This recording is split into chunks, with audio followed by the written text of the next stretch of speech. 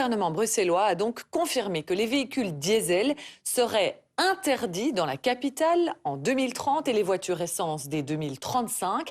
Les autorités ont pu détailler ce matin les étapes pour y arriver. Que prévoit exactement ce plan? Mathieu Coll, Loïc Parmentier, Pierre Alterman.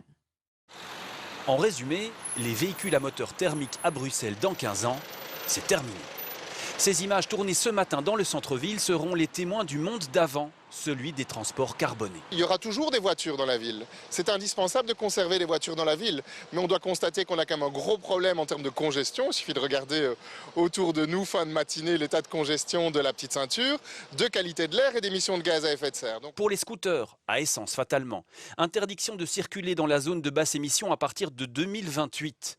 Pour les voitures, les camionnettes, les motos, les quads, interdiction d'accès à cette zone de basse émission à partir de 2030 s'ils roulent au diesel ou hybride diesel, à partir de 2035 s'ils roulent à l'essence, hybride essence, CNG ou LPG. Pour les bus, l'interdiction court à partir de 2036, quel que soit le type de carburant.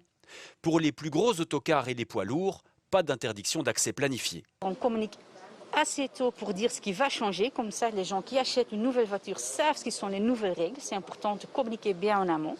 4 ministres bruxellois de front ce midi pour défendre ce plan, avec l'aide de l'Organisation mondiale de la santé. Chaque année, on a 7 millions de morts prématurées à cause de l'exposition à la mauvaise qualité de l'air. Pour motiver ces décisions, le gouvernement bruxellois s'est appuyé sur plusieurs études. Selon celles-ci, l'abandon des moteurs thermiques en ville permettrait d'éviter chaque année 100 à 110 décès prématurés liés à la pollution de l'air, d'éviter 100 à 350 millions d'euros de dépenses liées aujourd'hui aux impacts de la pollution sur la santé et de diminuer de 65 à 75% les gaz à effet de serre produits par les transports dès 2030.